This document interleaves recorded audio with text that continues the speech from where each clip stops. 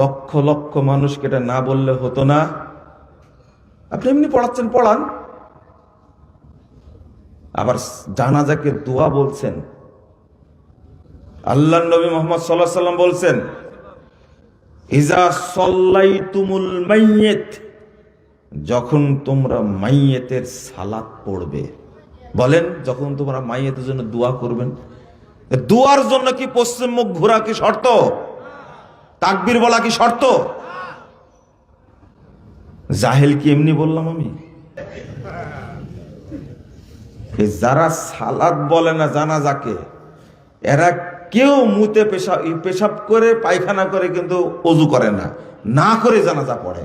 এটা কি জানেন আপনারা? এই দলিলটা আজকে পেয়েছি। যেহেতু রুকু নাই, সেজদা নাই, অতএব এটা সালাত না, এটা কি দোয়া। আর দোয়া করার জন্য অজু শর্ত? হ্যাঁ, দোয়া করার জন্য অজু শর্ত। এই জন্য ইমাম সহ কেউ অজু করেননি। একজন আমার হায়াতে যদি একজন সঠিকটা বুঝে, ওই নেকি পাবো ইনশাল্লাহ। আমি গ্যারেন্টি দিয়ে আসিনি যে আপনাকে সব বুঝাতে হবে, সবাইকে বুঝাতে হবে। আজকে তো গোটা দেশ স্তব্ধ, ছুটি ঘোষণা করেছে। প্রেসিডেন্ট জিয়াউর রহমান সহধর্মণী মারা গেছেন।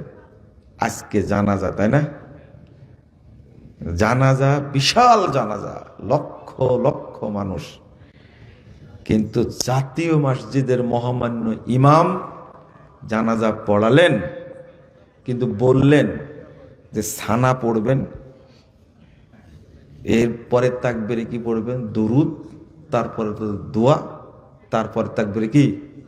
সালাম। সূরা ফাতিহা নাই, তাই না? আপনিও বুঝে গেছেন। জাতীয় মসজিদের ইমাম, থামেন, উনি এইগুলো না বলেও সালাতটা পড়তে পারতেন না? বুঝেননি কথা? আগেও পড়েছে অনেক জানাজা, বলতে পারতেন। কিন্তু এই ঘোষণাটার মাধ্যমে উনি সূরা ফাতিহাকে ইগনোর করেছেন। দুই, উনি ছবি তোলার দিকে মনোযোগ আছে। আবার এটাও বলছেন এটা তো দোয়া। আর কিছু জাহেল আছে, জাহেল বলছে এটা সালাত কেমনে হলো? যার রুকু নাই, সাজদা নাই, ও এই জন্যই তোমরা ওযু না করে জানাজা পড়ো। এতদিনে দলিল পেয়েছি আমি। যারা সালাত বলে না জানাজাকে, এরা কেউ মুতে পেশাব করে পায়খানা করে কিন্তু অজু করে না, না করে জানাজা পড়ে। এটা কি জানেন আপনারা? এই দলিলটা আজকে পেয়েছি। যেহেতু রুকু নাই, সেজদা নাই, অতএব এটা সালাত না, এটা কি দোয়া। আর দোয়া করার জন্য অজু শর্ত? হ্যাঁ, দোয়া করার জন্য অজু শর্ত। এই জন্য ইমাম সহ কেউ অজু করেননি।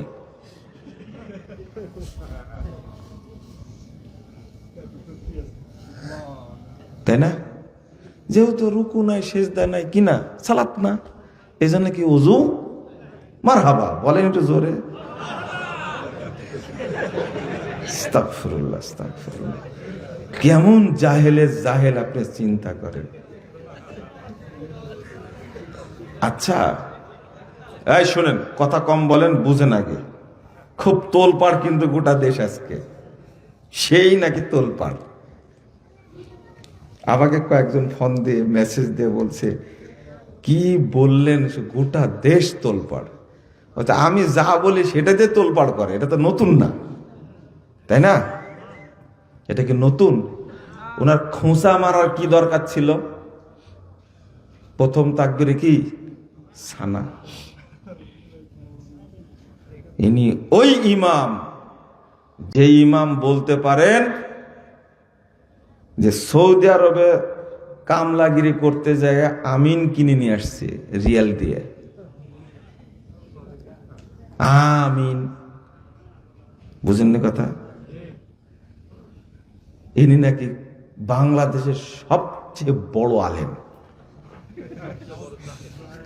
যিনি আমিনকে ব্যঙ্গ করেন তিনি নাকি সবচেয়ে কি বড় আলেম।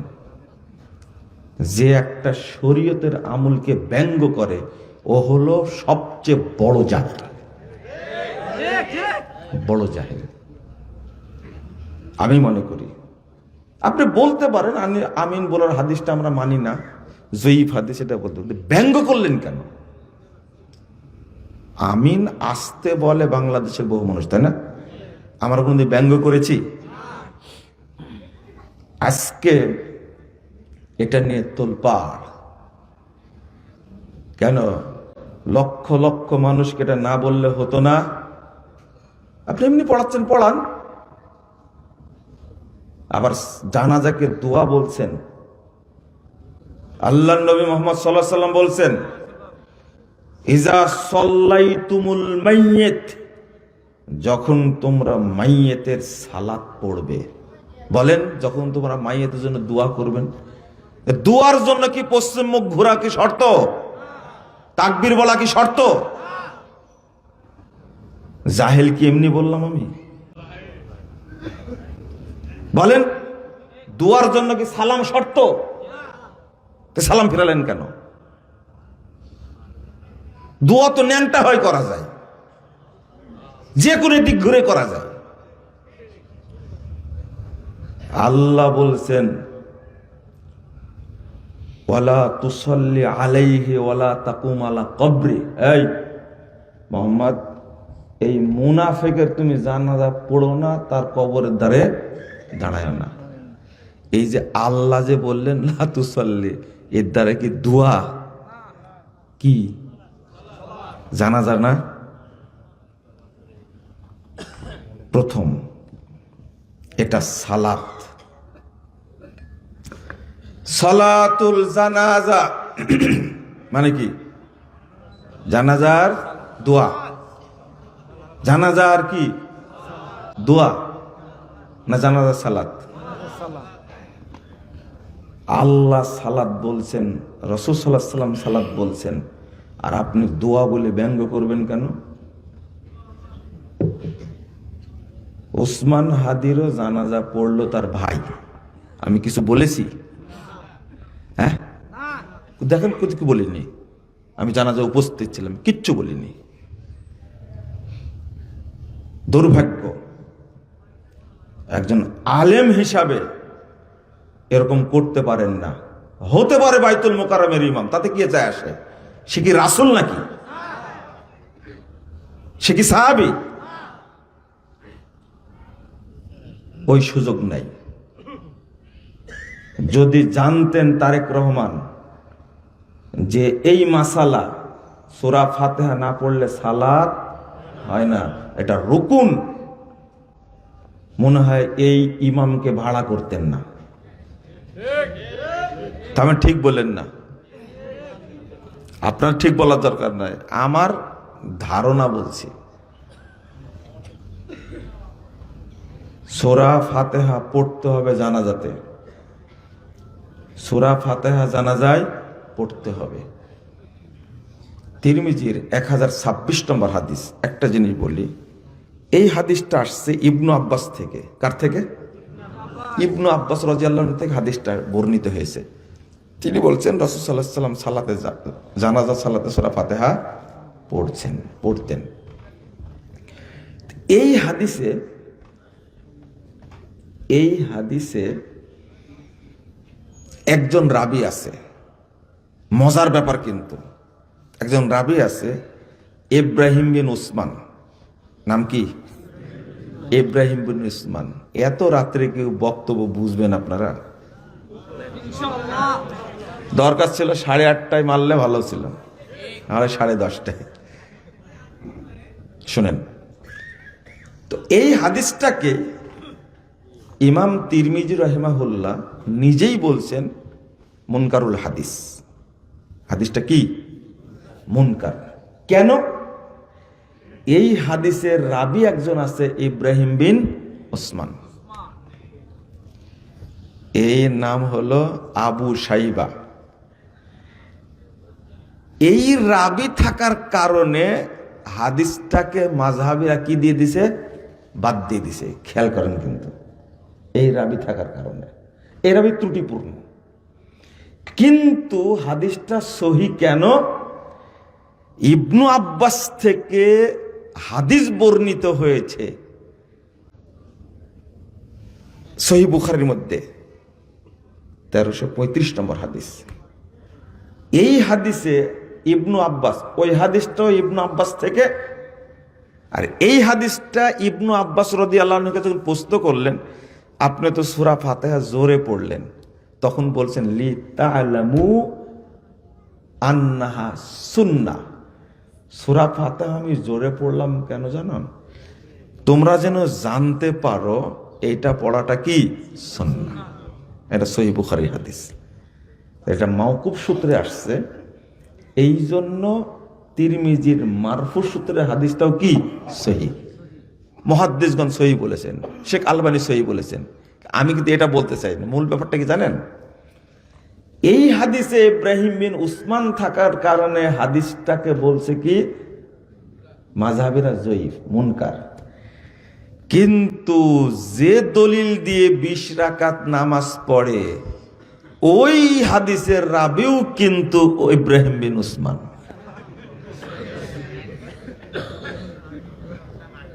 যাতে মাতাল তাহলে ঠিক। এই হাদিসে ইব্রাহিম বিন উসমান থাকার কারণে সূরা ফাতিহা পড়া যাবে না, কারণ হাদিস জয়ীফ। আর এই রাবি থাকার কারণে 20 রাকাতের তারাবি ফরজ, তাই না? হাদিস বুঝতে হলে আহলে হাদিস মাদ্রাসায় ভর্তি হওয়া লাগবে, নাহলে কুড়াই যেতে পারবেন না। গালি দেন কেন? আমি যে কথাটা বললাম, আপনার 18 মরবাব তুলে নিয়ে আসেন, দেখে এটা খণ্ডন করতে পারেন কিনা। 20 রাকাতের হাদিসটা জাল হওয়ার কারণ হলো ইব্রাহিম বিন উসমান।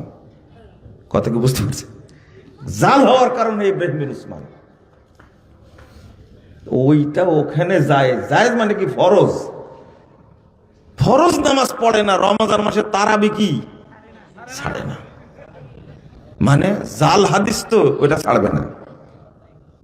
শোনেন, এইভাবে কখনো জয়ী হওয়া যায় না। এখন মিডিয়ার যুগ।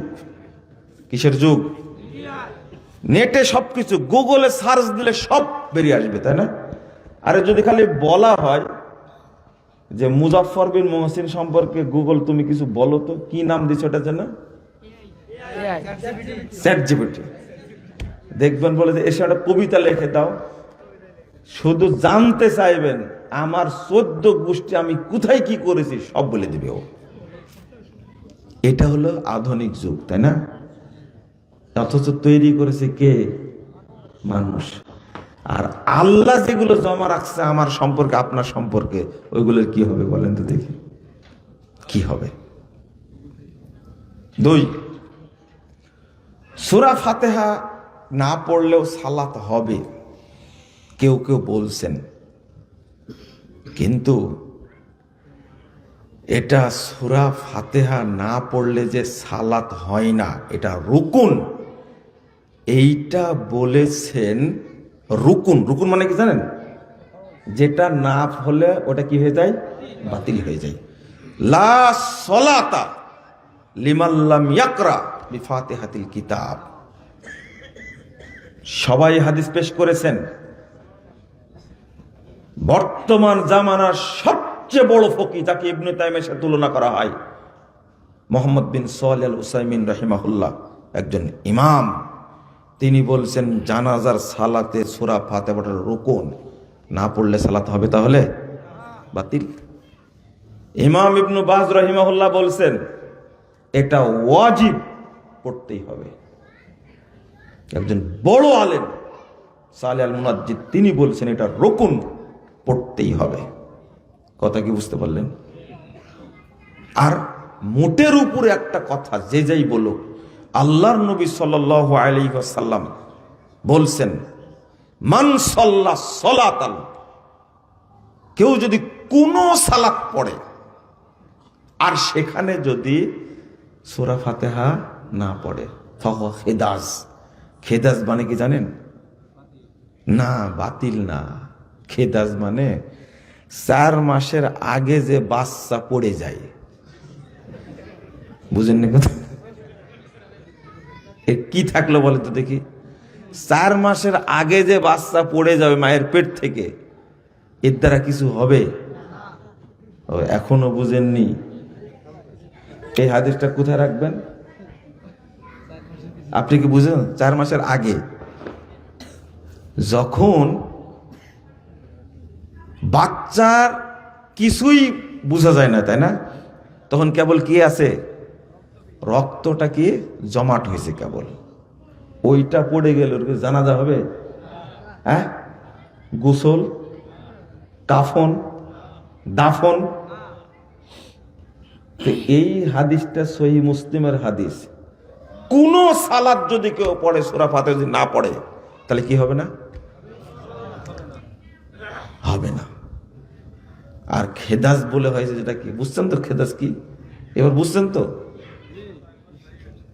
4 মাস হয়ে গেছে না? হয়নি? হয়নি। আর একটা শোনেন, যেটা পড়ার কথা কোরআন হাদিস দ্বারা প্রমাণ নাই সেটাই পড়লো, তাই না? কি বললে? সানা। প্রথম তাকবীরে কি সানা? দলিল নাই, কোনো দলিল নাই। আল্লাহর নবী থেকে কোনো দলিল সানা পড়ার নাই। তো কেন দলিল নিলেন? তো অন্যান্য সালাতে যে পড়া হয়, ও অন্যান্য সালাতে সূরা ফাতিহা নাই। বুঝছেন কথা? অন্যান্য সালাত থেকে কিয়াস করে সানা মারছে, আর অন্যান্য সালাতে সূরা ফাতিহা কি নাই, তাই না? কিয়াস করা যায় না। সূরা ফাতিহা পড়েই সালাত আদায় করতে হবে, না হলে সব সালাত বাতিল হবে। খেদাজ মানে কি? মান সাল্লাহ সালাতান, কোন সালাত যদি কেউ আদায় করে, কোন সালাত। ইমাম বুখারী রাহিমাহুল্লাহ বাব বাঁধছেন উযুবুল কিরা, সূরা ফাতিহা পড়াটা ওয়াজিব, ফরজ, ফিস সালাওয়াতি কুল্লিহা, যত সালাত আছে সব সালাতে সূরা ফাতিহা পড়া ফরজ। এই হাদিসটা লা সালাতা লিমান লাম ইয়াকরা বিফাতিহাতিল কিতাব, এই হাদিসটা নিয়ে আসার আগে 756 নম্বর হাদিস সহিহ বুখারী, এই হাদিসটা নিয়ে আসার আগে ইমাম বুখারী বাব বেঁধেছেন প্রত্যেক সালাতে সূরা ফাতিহা পড়া কি ফরজ। ফিস সালাওয়াতি কুল্লিহা, সব সালাতে, ফিল হাদারে ওয়াস সাফারে, মুকিম হোক আর মুসাফির হোক, আলাল ইমামে ওয়াল মামুম, ইমাম হোক আর মুক্তাদি হোক, ফিমা ইউযহার ওয়া মা ইউখাফাত, জোরে সালাত হোক আর আস্তে সালাত হোক। কিছু বাদ গেছে? বুঝেন মনে, তাই না? কিছু বাদ গেছে। এই হাদিসের ব্যাখ্যা তোমার কাছ থেকে নিতে হবে না আমাকে। আমি কি সেই ফকির? না, আমি কিন্তু ভিআইপি ফকির। আমি আপনার কাছে ব্যাখ্যা নেব না। আজকে এই বিষয়টাই দিয়েছে আলোচনা করার জন্য, বুঝছেন? আমি কিন্তু বিষয়ের বাইরে যাইনি। এই হাদিসের সবচেয়ে ভালো ব্যাখ্যা কে বুঝবেন? আল্লাহর নবী বলেছেন সবচেয়ে ভালো বুঝবেন কারা? সাহাবায়ে কেরাম, তাই না? আমি ব্যাখ্যাটা তাদের কাছ থেকে নিচ্ছি, আপনার কাছ থেকে নিব। আপনি নিজেই মিসকিন, ফকিরের কাছে ভিক্ষা চেয়ে কোনো লাভ আছে? ও কিছু দিবেও, বরং ব্যঙ্গ করবে, ভাই ব্যাকুম, আমি নিজেই তো ফকির, খাবার নাই আমার কাছে ভিক্ষা চাস কেন? আপনি তো নিজেই ফকির, আপনার কাছে ভিক্ষা চাইবো কেন? এর নাম হলো মানহাজ। আল্লাহর নবী সূরা ফাতিহার ব্যাখ্যা দিয়েছেন, সূরা ফাতিহা পড়েছেন, এটা কেমনে পড়তে হবে সেইটা সাহাবীরা দেখিয়ে দিয়েছেন, স্পষ্ট ভাষায় বলছেন। হাদিস থাকতে কোনো দিকে আমরা মন দিব না। জানাজা সালাত যেমন জানাজা সালাত, আজকে যারা বলছে সূরা ফাতিহা না পড়লেও তো জানাজা হয়, একটা বাক্য সে লেখেনি। যারা জানাজার সালাতকে সালাতই মনে করে না, দোয়া মনে করে, তারা কি সূরা ফাতিহার 5 পয়সা দাম দিবে? না।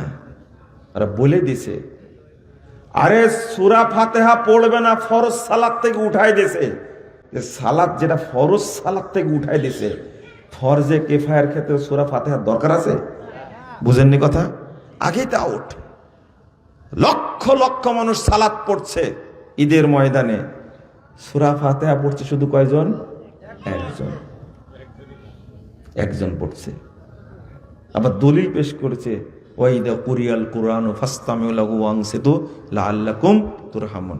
যখন তেলাওয়াত করা হয় তখন মনোযোগ দিয়ে শোনো। তাহলে জোহরের 4 রাকাতে, হ্যাঁ, আসরের 4 রাকাতে, মাগরিবের শেষ রাকাতে, এশার শেষ 2 রাকাতে। বুঝেননি?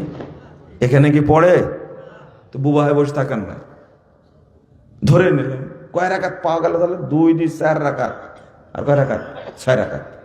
মাগরিবের 2 রাকাত, এশার 2 রাকাত, ফজরে কি 2 রাকাত। কয় রাকাত হলো? 6 রাকাত তেলাওয়াত জোরে পড়ে, তাই না? তাহলে বলেন তো, আস্তে পড়ার রাকাত বেশি না জোরে পড়ার রাকাত বেশি? আস্তে রাকাত কয়টা? হ্যাঁ,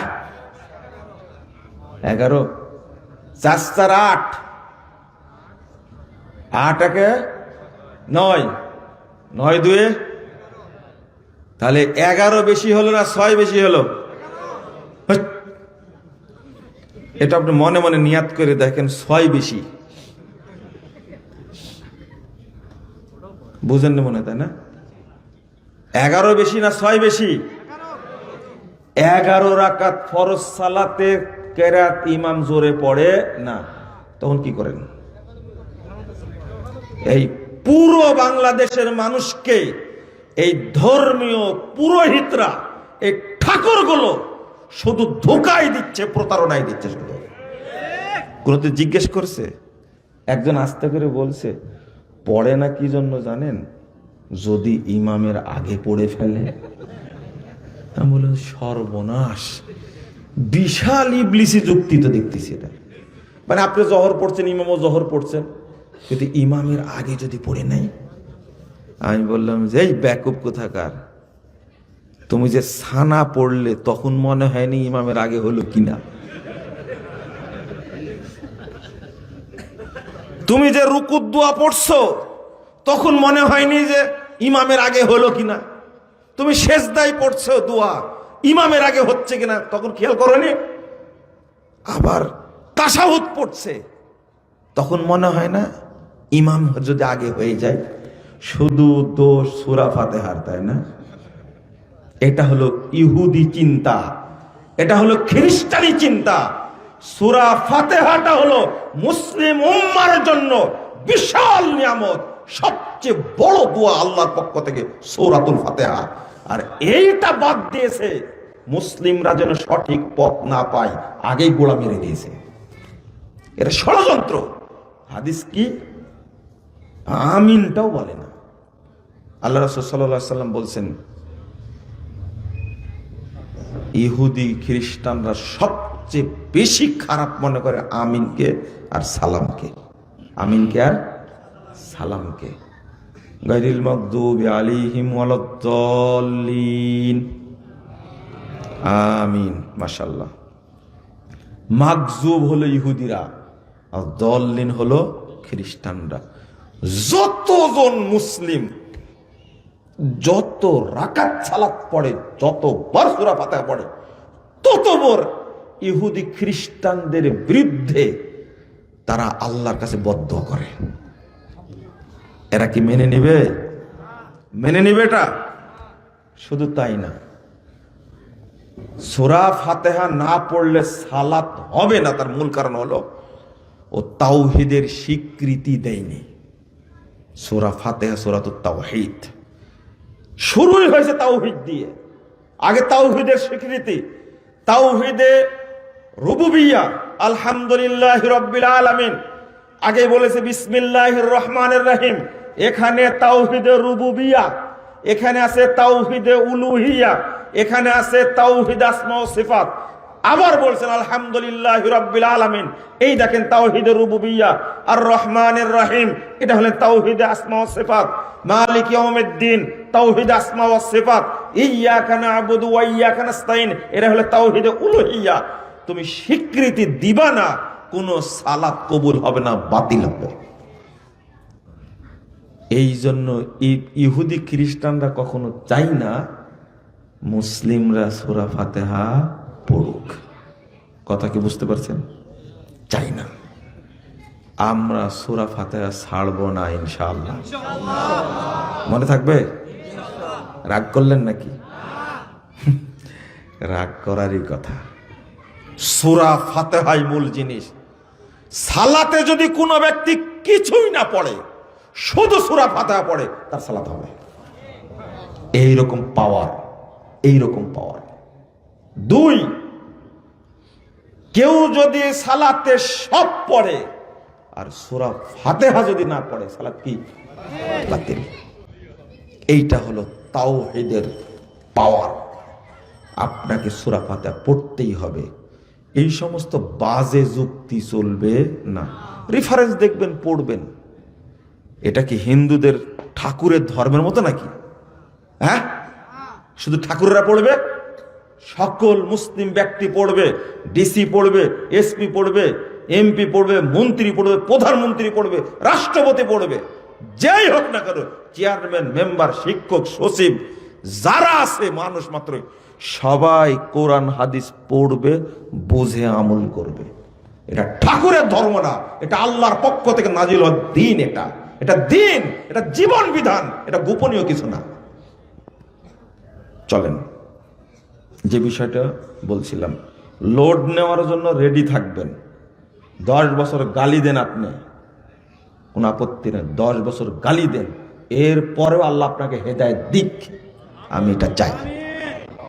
আমি দোয়া করি আল্লাহ বাংলাদেশের সব মানুষকে হেদায়েত দান করুন, আমিন। দোয়া করি মানে কি, আল্লাহর কাছে বিশেষভাবে বলি, আল্লাহ তুমি সবাইকে তাওহীদের জ্ঞান দান করো।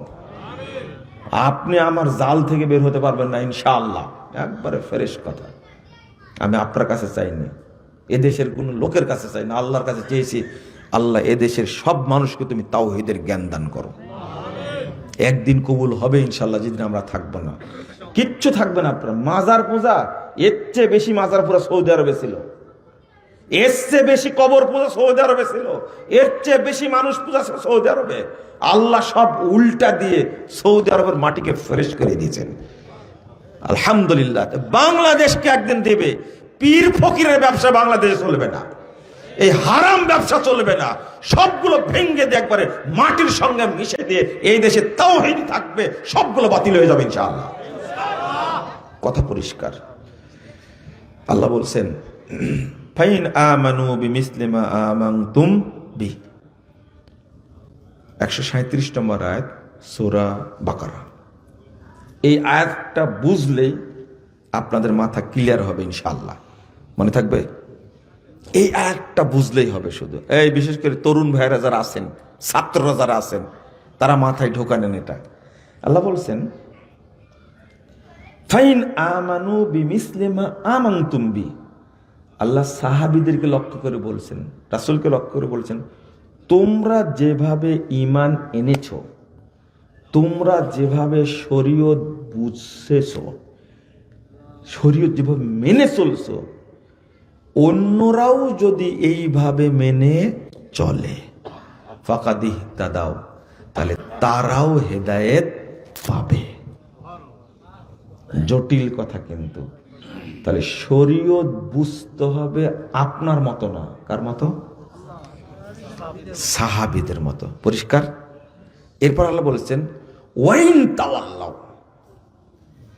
যদি তারা এই শর্তকে প্রত্যাখ্যান করে, মুখ ফিরিয়ে নেয়, ফাইন্নামা হুম ফি শিকাক, তাহলে তারা গুমরাহির মধ্যেই থাকবে, তারা বিভক্তির মধ্যেই থাকবে, হেদায়েত পাবে না।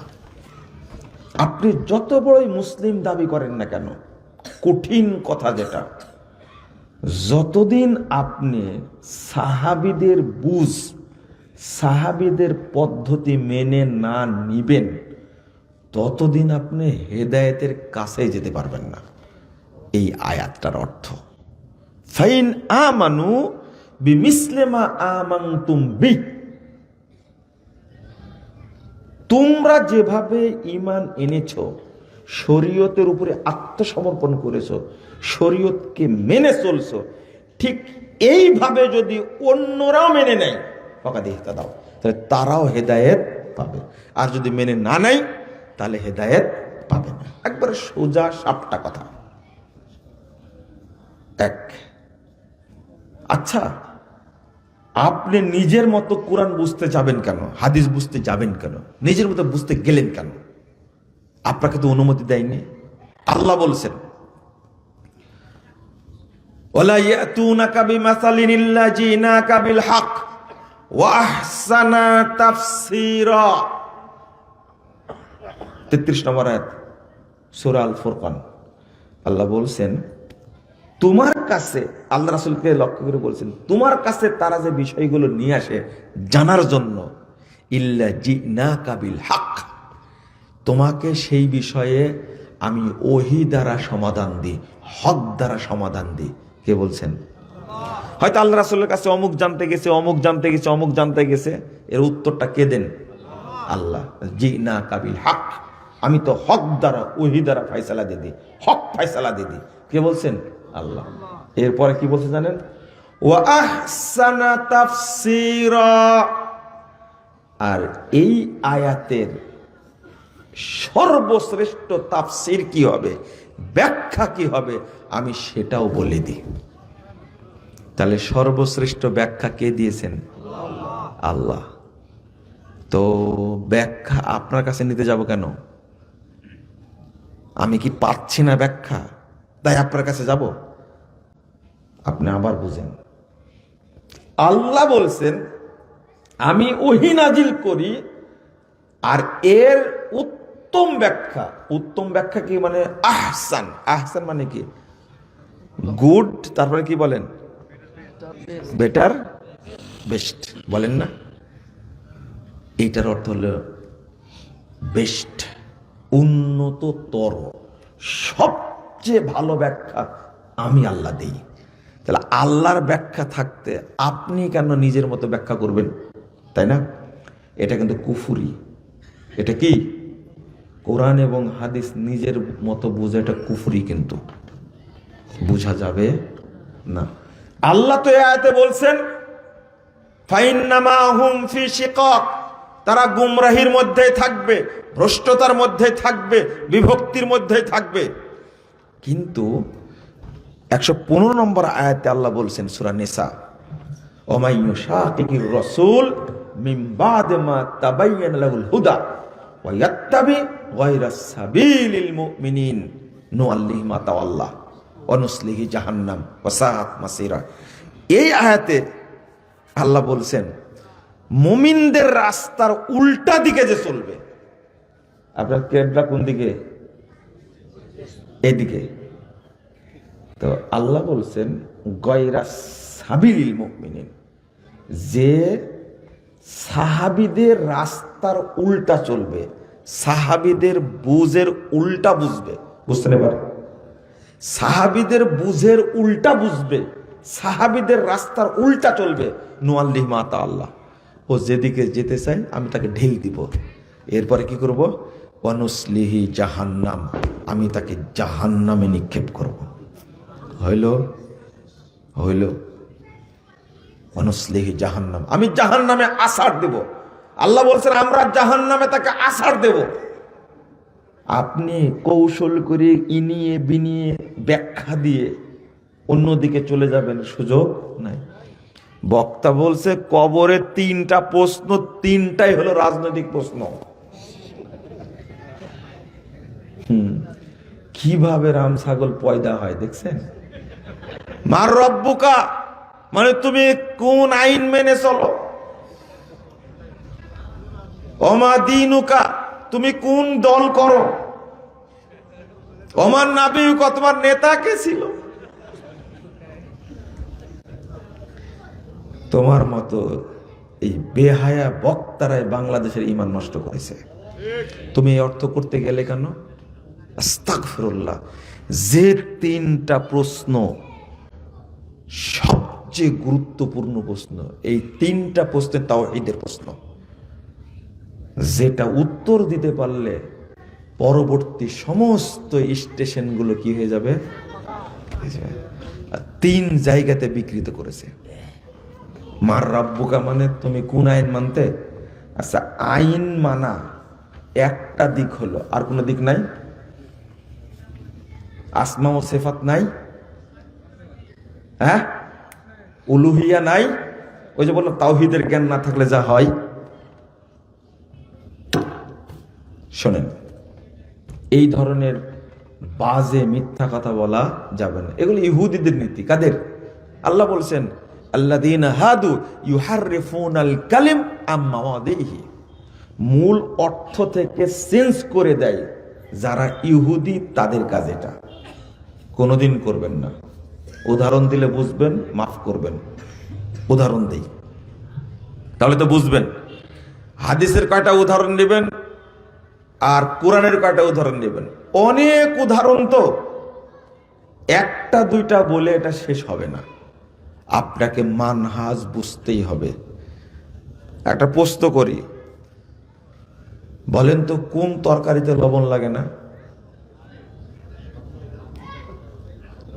বলেন, উত্তর দেন। হ্যাঁ, একজনও বলতে পারবেন না কোন তরকারিতে লবণ লাগে না? নোনা ইলিশ খেয়েছেন? কই আপনি দেখা করেন, আসেন তাড়াতাড়ি আসেন। নোনা ইলিশ খাইছেন লবণ ছাড়াই, এ লোকেরই তো দরকার।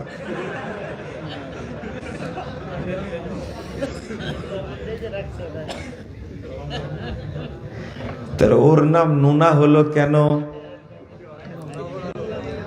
আচ্ছা শোনেন, আপনি একজন প্রশ্নকে উত্তর দিল যে দুধে লবণ লাগে না। আমি বললাম যে যদি গাইবান্ধার মানুষ দুধকে তরকারি মনে করে আমার আপত্তি নাই। দুধ কি হয়ে গেছে? হ্যাঁ, এক ইনসান কি বলে, এক খোদা ইনসান বান গিয়া। হ্যাঁ, তো দুধ যে গাইবান্ধাতে তরকারি বলে এটা জানা ছিল না। কিন্তু কুমিল্লার একজন লোক বলছে কি জানেন, রান্না করা তরকারিতে লবণ লাগে না। আমি বললাম এই জন্যই আপনারা কুমিল্লার মানুষ। এই উত্তর কেউ দেয় না। তরকারি রান্না করা হয়ে গেলে একার কেউ লবণ দেয়? কি বুদ্ধিটা দেখছেন, সেই ব্রেন। এ যাবৎ কারো কাছে এই প্রশ্নের উত্তর পাইনি, কুমিল্লায় গিয়ে পেয়েছি। রান্না করা তরকারিতে লবণ লাগে না। অন্তত এটাও বলতে পারতেন আপনারা। এর অর্থ কি জানেন? লবণ ছাড়া তরকারি ঠিক। আমি এমনি বলিনি। মানহাজ এমন জিনিস, সেইটা ছাড়া শরীয়তের কোনো একটা বিষয় বোঝাও যাবে না, মানাও যাবে না। করতে গেলেই ভুল করবেন, করতে গেলে ভুল করবেন। মানহাজ মানে কি? জাওয়াদ মানহাজুন, আল্লাহ নবী বলছেন 2484 নম্বর হাদিস, সহিহ মুসলিম। মানহাজ শব্দের অর্থ হলো আলোকিত পথ। কি? জান্নাতের পথ, সিরাতে মুস্তাকিম। মনে থাকবে? সহজ করে বললাম তো, সিরাতে মুস্তাকিম, জান্নাতের পথ। বাংলা করতে পারে নীতি। কি? নীতি। নীতি। মানহাজ মানে কি? নীতি। সালাফ মানে কি? পূর্বসরী। মাশাআল্লাহ, সালাফ। সালাফ বলতে বুঝায়, এক নম্বরে মূল অর্থ হলো রাসূল সাল্লাল্লাহু আলাইহি সাল্লামের যুগ, সাহাবীদের যুগ, তাবেঈদের যুগের যারা এই তিনটা যুগে যারা সৎ বান্দা ছিলেন তারা কি? সালাফ। তাহলে দুইটা শব্দ আসলো, মানহাজ আর একটা কি সালাফ। মানহাজুস সালাফ, মানহাজুস সালাফ, সালাফদের কি নীতি, সালাফদের নীতি। যারা যারা সালাফদের মানহাজ ফলো করে, সালাফদের নীতি ফলো করে, তারা কি বলেন? তারা কি? জোরে বলেন। সালাফি। তারা কি? সালাফি। আমরা কি বলেন? আলহামদুলিল্লাহ। এইটা এমন একটা শব্দ, আমাকে বিষয় দিয়েছেন মানহাজুস সালাফ, তাই না? এমন একটা শব্দ, আহলুল হাদিস এমন একটা শব্দ, পৃথিবীর অন্য অন্য লোকেরা এটা লোড নিতে পারে না। সালাফি বলেন আলহামদুলিল্লাহ। আমরা সালাফি। আমরা আমুল টামুল কম করতে পারলেও আমরা বিশ্বাস করি, স্বীকৃতি দিই, মেনে চলার চেষ্টা করি রাসূল সাল্লাল্লাহু আলাইহি ওয়াসাল্লাম এবং সাহাবা কেরামের নীতিকে। বলেন আলহামদুলিল্লাহ। এর বাহিরে যাবেন? বাহিরে গেলে জান্নাত নাই। 2641 নম্বর হাদিস তিরমিজির মধ্যে এসেছে, রাসূল সাল্লাল্লাহু আলাইহি ওয়াসাল্লাম বলছেন, বনী ইসরাইলরা বিভক্ত হয়েছিল 72 দলে। ওয়াসাতাফতারিকু উম্মতি আলা সালাসাতি ওয়া সাবিনা মিল্লাহ, আমার উম্মত বিভক্ত হবে 73 দলে। কুল্লুহুম ফিন্নার ইল্লা মিল্লাতা ওয়াহিদা, সবগুলো জাহান্নামে যাবে একটা ব্যতীত। একটা ব্যতীত, একটা দল ব্যতীত সব জাহান্নামে যাবে। সাহাবীরা প্রশ্ন করলেন, ক্বালু ওমান হিয়া ইয়া রাসূলুল্লাহ, ওই দলটা কারা যারা জান্নাতে যাবে? রাসূল সাল্লাল্লাহু আলাইহি ওয়াসাল্লাম উত্তর দিয়েছেন, মা আনা আলাইহি ওয়া আসহাবি, আমি এবং আমার সাহাবীরা যে মানহাজের উপরে আছে, যে নীতির উপরে আছে, যারা এই নীতির উপরে থাকবে তারাই জান্নাতে যাবে। তাহলে আপনাকে মানহাজ মানতেই হবে, মানহাজ ফলো করা ফরজ, আবশ্যক। মানহাজের বাহিরে যাওয়া যাবে না। আল্লাহ বলেছেন এই জন্য, লিকুল্লিন জাআলনা মিনকুম শিরাতাও ওয়া মিনহাজা, 48 নম্বর আয়াত সূরা মায়েদা, তোমাদের প্রত্যেককে আমি শরীয়ত দিয়েছি এবং মানহাজ দিয়েছি। কে বলছেন? আমরা শরীয়ত মানি কিন্তু মানহাজ মানি না। মানে কি? এইরকম করে ধর, বুঝছেন কথা? যে মানহাজকে অস্বীকার করবে, বাংলাদেশের বড় বড় আলেমও বলে কিসের মানহাজ? বলেন নাউজুবিল্লাহ, আস্তাগফিরুল্লাহ। কেমনে চলে রে ভাই? এটা কিভাবে সম্ভব? মানহাজ ছাড়া আপনি একটা কাজও করতে পারবেন না। একটা বোঝাই, ছোট্ট কাজ। আপনাকে জানানো হয়েছে হাদিস থেকে প্রমাণিত, রাসূল সাল্লাল্লাহু আলাইহি ওয়াসাল্লাম সালাতে এইভাবে রেখে আঙ্গুলটা কি করতেন? নাড়াতেন। শোনেন, নাড়াতেন। কিন্তু আপনি নাড়াচ্ছেন কিভাবে? তাকান তো। চলবে? কেন চলবে না?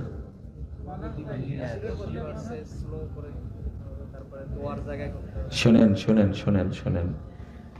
আবার আরেকজন করছে কি, একবার টুক করে মেরে দেয়, কি রেখে দিল। চলবে?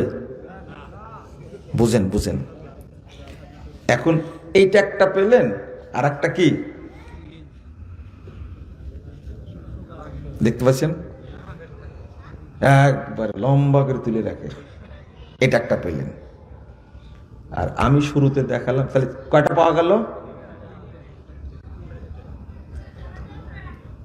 এবার কয়টা হলো? কোনটা জায়েজ? থামেন, এটা তো বুঝছেন তাই না? আমি এই উদাহরণটা দিই আল্লাহ সম্পর্কে কতটা ধারণা আছে আর কোনটা সঠিক। এই যে আপনি বললেন এটাও চলবে না, তাই না? টুপ করে মেরে রেখে দিই, ইল্লাল্লাহ মেরে রেখে দিলাম। এর কোনো জাল হাদিসও না। দুই, এই যে টান করে রেখে দিয়েছেন, হাদিস আছে জয়ীফ, কি চলবে না। আর একটা ও আঙুলে আসছে এইভাবে চলবে। আল্লাহ রাসূল কি করতেন? কানা ইউশিরু, তিনি কি করতেন? ইশারা করতেন। আপনি কিভাবে ইশারা করেন? কান চুলকায়, তাই না? এত বুদ্ধি আপনাদের মধ্যে। আমি ইমাম আহমদ বিন হাম্বল রাহিমাহুল্লাহ তিনি একটা হাদিস নিয়ে আসছেন মারাত্মক। আমি বললাম যে কিভাবে নাড়াতে হবে, তাই না? নাড়াতে হবে হালকা ভাবে, ঠিক আছে? এটা হলো মানহাজ। অন্যগুলো চলবে না। চলবে না তার দলিল কি, তাই না? চলবে এটা তার দলিল কি? আপনার মতো বুঝলে হবে না, বুঝতে হবে কাদের মতো? সাহাবীদের মতো, বুঝতে হবে তাবেঈদের মতো, বুঝতে হবে তাবেদের মতো। বুঝাতে পারলাম? এর নাম মানহাজ। সর্বক্ষেত্রে সর্বক্ষেত্রে আল্লাহু আকবার। মানহাজ যে কি গুরুত্বপূর্ণ জিনিস যদি না বুঝেন আপনি নিজের মতো একটা বুঝলেন, করে ফেললেন। যেমন লা তাকরাবুস সালাহ ওয়া আনতুম সুকারা, পীর সাহেব আয়াত পড়ে বলছেন, বাবারা আমার মুরিদ যেহেতু হয়েছে নামাজ পড়া লাগবে না। পানির তলে মোম জ্বালাইছে বাবাই দেখো না, আমার বাবার মুরিদ হলে নামাজ লাগে না। বলবেন যে জুতা রেডি আছে। কত বড় হারামখোর, চিন্তা করেন। তো জিজ্ঞেস করছেন নামাজ লাগবে না, রোজা লাগবে না কেন? কত সুন্দর কোরআনের আয়াত দলিল দিচ্ছে। কি দিয়ে? কোরআনের আয়াত। আল্লাহ বলছেন বাবারে শোনো, লা তাকরাবুস সালাহ ওয়া আনতুম সুকারা, যখন তোমরা নেশা করে কি আক্রান্ত থাকবে তখন তোমরা মসজিদের আশেপাশেও যেও না। দেখো আল্লাহ বলছেন সাধারণ মদ খেয়ে যদি কেউ মাতাল হয়, কি খেয়ে?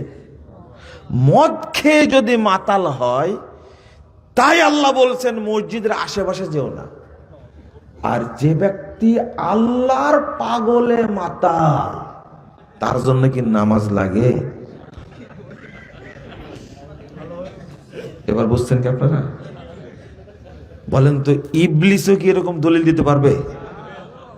সর্বনাশ। ইবলিসও ভাবছে যে আমার বাংলাদেশে আসাটাই বোকামি হয়েছে, তোদের মতো ইবলিস থাকতে আমার দরকার নাই। আপনি চিন্তা করেছেন কোরআন থেকে দলিল আর বুঝতেছে কত সুন্দর করে। আরে বাবা দেখো, যে মদ খেয়ে, সাধারণ মদ খেয়ে যদি কেউ পাগল হয় তাই মসজিদের আশেপাশে যাওয়া নিষেধ। আর যদি কেউ আল্লাহর প্রেমে পাগল হয় তার কি নামাজ রোজা কিছু আছে? দলিল কি? কোরআনের আয়াত। নাউযুবিল্লাহ, আস্তাগফিরুল্লাহ, আস্তাগফিরুল্লাহ। এই আয়াত দিয়ে কি সাহাবীরা এটাই বুঝেছেন?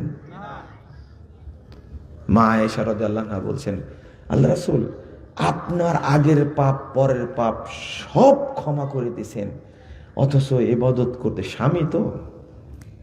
এমন একজন মহিলা ছিলেন মা আয়েশা রাদিয়াল্লাহু আনহা, আল্লাহ রাসূলের সামান্য কষ্ট তিনি সহ্য করতে, ছোট তো, বয়সে খুব ছোট তো, যারা বয়সে ছোট হয় তারা স্বামীর প্রতি বেশি আগ্রহী হয়। এতটাই তিনি কোনটাই মেনে নিতে পারতেন না। একটু বললেই, একদিন এসে শুধু বলেছে আসসালামু আলাইকা, শুধু বলেছেন আসসালামু আলাইকা, সাথে সাথে আয়েশা রাদিয়াল্লাহু উত্তর দেয় ওয়ালাইকুম আসসালাম। আল্লাহ রাসূল বলছেন, আয়েশা তুমি এত কড়া হইও না। কড়া যে কি জন্য হয়েছে? বলছে ইহুদিরা এসে তোমার মৃত্যু হোক। কাকে বলেছে? আল্লাহ রাসূল সালাম, তোমার কি হোক? মৃত্যু হোক। এটা কি আয়েশা সহ্য করবেন? পট করে বলে দিয়েছেন। খুব বুদ্ধিমতী আয়েশা রাদিয়াল্লাহু আনহা, খুব বুদ্ধিমতী। পট করে বলে দিয়েছে তোদেরও মৃত্যু হোক। ডাইরেক্ট অ্যাকশন একবারে। তখন আল্লাহ রাসূল বলছেন, আয়েশা শোনো, এইভাবে কড়া করতে বলতে হয় না। দেখো তো, আমি বললাম ওয়া আলাইকুম, আল্লাহ রাসূল উত্তর দিলেন কত সুন্দর, ওয়া আলাইকুম, যা আমাকে বলেছে তোমাদের উপরে তাই হোক। কথা কি বুঝেছেন? কি একবার মানতে কি প্যাস, ওয়া আলাইকুম। দেখো তো, আমি কত সুন্দর করে বললাম ওয়া আলাইকুম, আর তুমি ডাইরেক্ট মেরে দিলে। ডাইরেক্ট তো মারবেই। আপনাকে যে শ্রদ্ধা করে, আপনার সম্পর্কে কেউ কিছু বললে সহ্য করতে পারে? তাও আবু বকরের মেয়ে। চিন্তা করেন, আবু বকরই তাই কি রাদিয়াল্লাহু আনহু তাই কিভাবে আল্লাহ রাসূলকে আগলে রাখতেন, তাই না? তার মেয়ে, তার স্ত্রী আয়েশা বলবে না, পট করে, বাচ্চা খুব বুদ্ধিমতী তো, কথার সাথে কারো পারা পারতেন না। এমন বুদ্ধিমতী, আল্লাহ তাকে 56 বছর বাঁচায় রাখছিলেন স্বামী মারার পরে হাদিস বিতরণের জন্য। এত মর্যাদাবান। বলছেন আল্লাহ রাসূল এসে, আয়েশা শোনো, অনেক কিছু তো হয়ে গেল, যদি কিছু হয় তুমি স্বীকার করো। বুঝছেন কথা? ওই যে ইফকের ঘটনা, কি বলছেন, সাথে সাথে ডাইরেক্ট অ্যাকশন। আমি ওই অবস্থা গ্রহণ করলাম যেটা গ্রহণ করেছেন ইউসুফ আলাইহিস সালাম। আমি সত্যও বলবো না, মিথ্যাও বলবো না, আমি চুপ থাকবো, ডাইরেক্ট। এত বড় বুদ্ধিমতী মহিলা, আল্লাহর নবী আসলেন আর চাপ সামাল দিতে পারে না। মুহাম্মাদের স্ত্রী জেনা করেছে, নাউজুবিল্লাহ, আস্তাগফিরুল্লাহ, গোটা দেশ রটে গেছে, তিনি জানেন না। তিনি কি জানেন না? তার খালার সাথে বাহিরে গেছে, পা পিছলে গেছে, তখন কসম করেছে মেস্তা ধ্বংস হোক। তখন মা আয়েশা রাদিয়াল্লাহু আনহা বলছেন, আপনি বদদুয়া করলেন কেন? সে কি অপরাধ করেছে? তো তুমি তো কিছুই জানো না, গোটা দুনিয়া কি হচ্ছে। দেখছেন কি বুদ্ধিমতী মহিলা। এই যে বললেন আমি নীরবতা পালন করব যতক্ষণ আল্লাহ ফায়সালা না করেন, নবীর পরামর্শ নিলেন না, চুপ থাকলেন। আল্লাহু আকবার। এক এক করে এক টানা 10টা আয়াত নাযিল হয়ে গেল। পারবেন আয়েশার সাথে? পারবেন তো? কি বলতে গেছিলাম যেন, মা আয়েশার কথা, তাই না? বলে তো কি বলছিলাম? আল্লাহর নবীকে বলছেন, যুক্তি দেখেন, বুদ্ধিমতী, অল্প বয়স, কত বুদ্ধিমতী। জাযাকাল্লাহ খায়ের। আপনার মনে আছে সব ভুলে গেছে। আপনার পরের গুনাহ মাপ, আগের গুনাহ মাপ, এত ইবাদত করতে হবে কেন? আপনার পাটা ফুলে গেছে, এই যে মহব্বত থেকে আপনার পাটা কি ভারী হয়ে গেছে, ফুলে গেছে। দাঁড়ায় কোরআন তেলাওয়াত করতে পারছেন না, তো বসে তেলাওয়াত করে করে করে রুকুর সময় আবার দাঁড়ায় যাচ্ছে।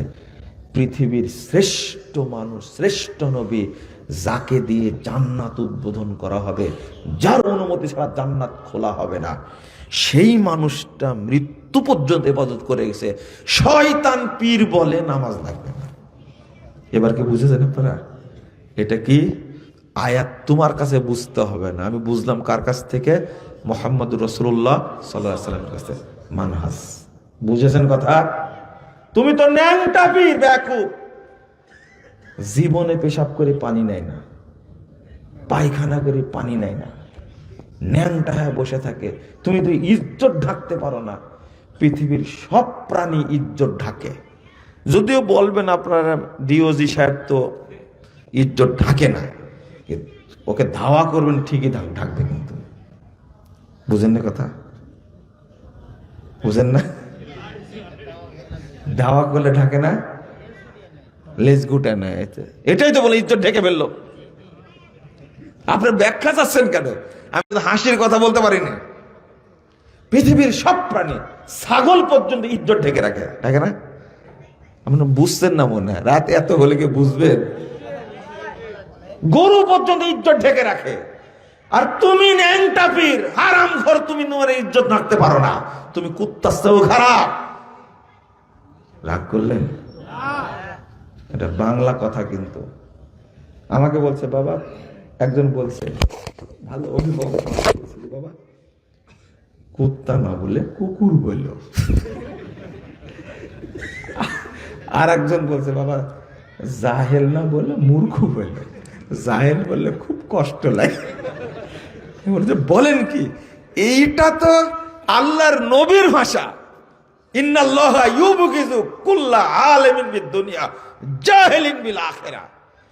যত দুনিয়াবি শিক্ষায় শিক্ষিত মানুষ আছে যারা পরকাল সম্পর্কে জাহেল, আল্লাহ তাদের উপরে লানত করেন, আল্লাহ তাদের উপর রাগান্বিত থাকেন। সব দুনিয়া জানে, দিন সম্পর্কে জাহেল। তখন বলছে বাবা জাহেল না বলে মূর্খ বল। আল্লাহ নবী কি বলছেন? জাহেল। আমিও কি বলছি? জাহেল। কিন্তু আপনি লোড নিতে পারছেন না কেন? নবীর ভাষা লোড নিতে পারবেন না কেন? তো বলছে যে কুকুর বললো তাহলে ভালো হয়, কুত্তা বললো না। কুত্তার কুকুর আলাদা নাকি রে ভাই? হ্যাঁ, খালি বলে দেখেন কুত্তার বাচ্চা, আর যদি বলেন কুকুর ছানা, কোনো সমস্যা নাই, খুব আদর করবে। শুধু বলবেন আপনি জানোয়ারের বাচ্চা, ও রেগে ফায়ার, কিন্তু বলে আরে বেটা সিংহের বাচ্চা, তখন কি সেই খুশি। মানে সিংহ জানোয়ার না, বুঝেছেন কথা? বাঘের বাচ্চা করলে আরো ভালো বলে, খালি বললেন বাঘের বাচ্চা, তখন সে ফুলে আনন্দে একবার গদ গদ। বলে মানে জানোয়ারের বাচ্চা খবর আছে। যে পীর নিজের ইজ্জত ঢাকা শিখেনি ল্যাংটা, ওই পীর বলছে আমার মুরিদ হলে নামাজ লাগে না। দলিল কি? কোরআনের আয়াত। রাগ করছেন তাই না? শোনেন, আপনি নিজের মতো বুঝতে গেলেন কেন? ইয়া আইয়ুহাল্লাযীনা আমানুত্তাকুল্লাহ ওয়াবতাগু ইলাইহিল ওয়াসিলা, 35 নম্বর আয়াত সূরা মাইদা। হে ঈমানদারগণ, আল্লাহকে ভয় করো আর তোমরা ওসিলা তালাশ করো। বলছে এই দেখেন, আল্লাহ বলছেন পীর না ধরলে কোনো উপায় নাই। ওরে হারামখোর, কত বড় শয়তান রে ভাই! এই আয়াত পড়ে বলছে আল্লাহ পীর ধরতে বলেছে। আর বলছে জাজ এমন একজন মানুষ যার কাছে যেতে হলেও কি লাগে? উকিল লাগে, মোহরি লাগে, তাই না? আল্লাহর কাছে যেতে হলে কি লাগবে? শয়তান লাগবে। বুঝেন না কথা? আচ্ছা শোনেন, ওয়াবতাগু ইলাইহিল ওয়াসিলা, বেকুব তোমার কাছ থেকে অর্থ নিব? সাহাবা কেরাম বলছেন, তাফসির গ্রন্থ খুলুন, হাদিস গ্রন্থ খুলুন, ওসিলাটা মানে কি? আই তাকাররাবু ইলাইহি বিতাআতিহি, আল্লাহর আনুগত্যের মাধ্যমে তার সন্তুষ্টি অর্জন করো। ওয়াল আমালি বিমা ইউরদিহি, ওই আমুলের মাধ্যমে যে আমুল তাকে সন্তুষ্ট করবে। পীর কইরে ভাই এখানে আছে? এখানে পীর কি করতে হবে? ওসিলা মানে কি হলো তাহলে? আল্লাহর আনুগত্য করে কি করতে হবে? তার নৈকট্য হাসিল করতে হবে। আর ওই আমুল করতে হবে যে আমুল করলে আল্লাহ কি হবেন? সন্তুষ্ট হবেন।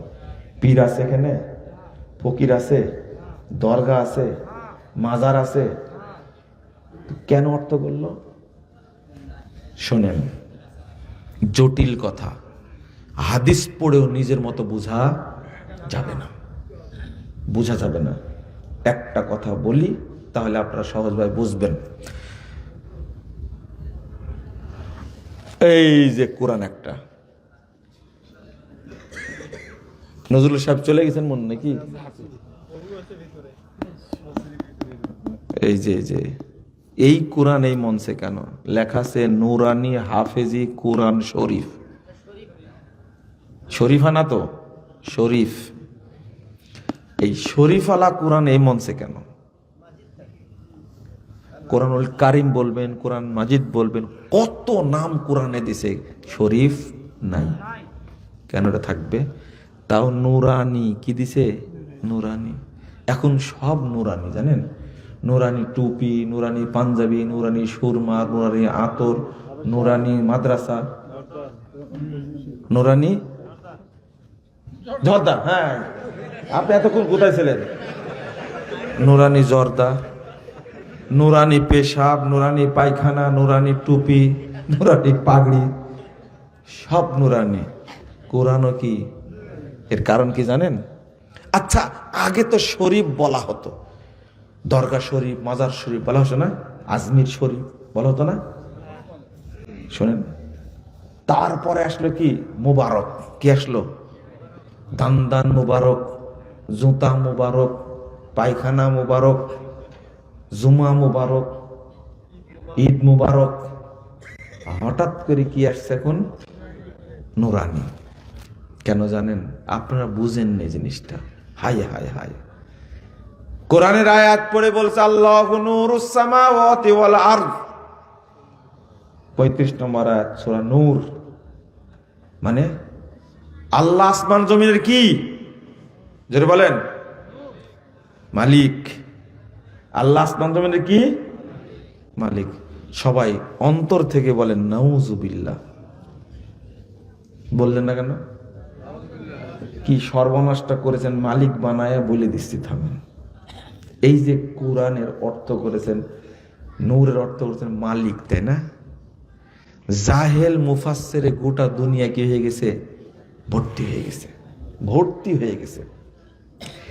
এইটার প্রমাণ দিচ্ছে আল্লাহ আসমান জমিনের নূর, অর্থাৎ সবকিছুই আল্লাহর নূরের অংশ,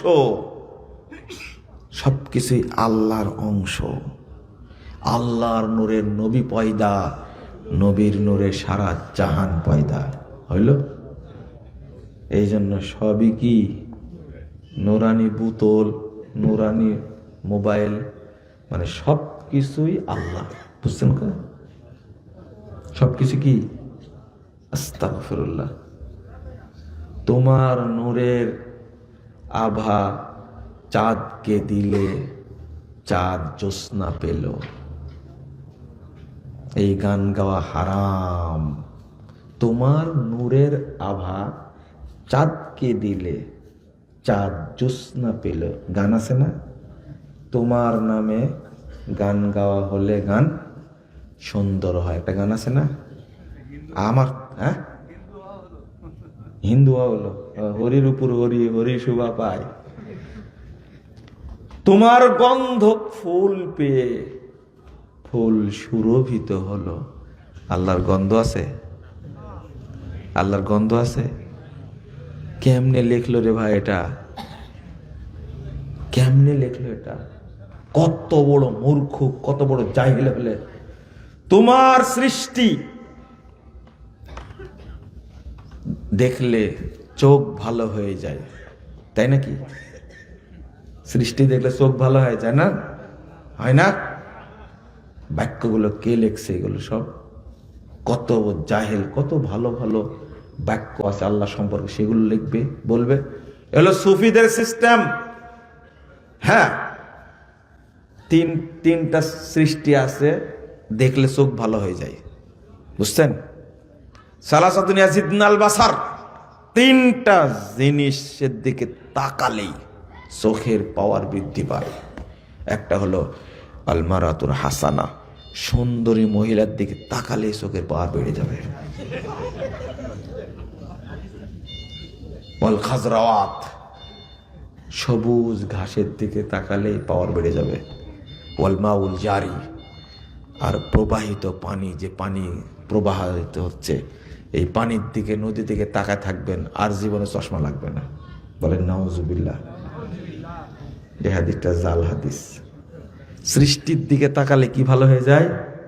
দেখছেন কোথায় গেছে এরা, নাকি বুঝে না আল্লাহকে কিভাবে নামাইছে। দেখেন সবকিছুই নূর, মানে সবকিছুই আল্লাহর অংশ। বলেন নাউজুবিল্লাহ। এইভাবেই তো বই লিখেছে নূরুল কুলুব, লিখছে না? কিসের নূর? কি জন্য লিখছে এটা? ওই বইয়ের মধ্যে দেখবেন সবই সবই আল্লাহর অংশ, তাই ভাবে লিখে দিছে। তো এর মূল অর্থ কি জানেন? আল্লাহু নূরুস সামাওয়াতি ওয়াল আরদ, দেখেন অর্থ করছেন সাহাবী,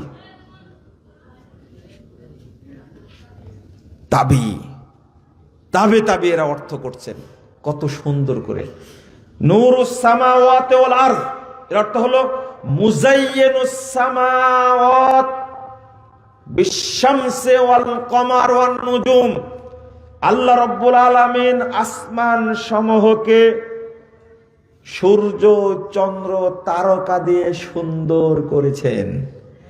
ওয়া মুজায়্যিনুল আরদ বিল আম্বিয়া ওয়াল উলামা ওয়াল মুমিনিন।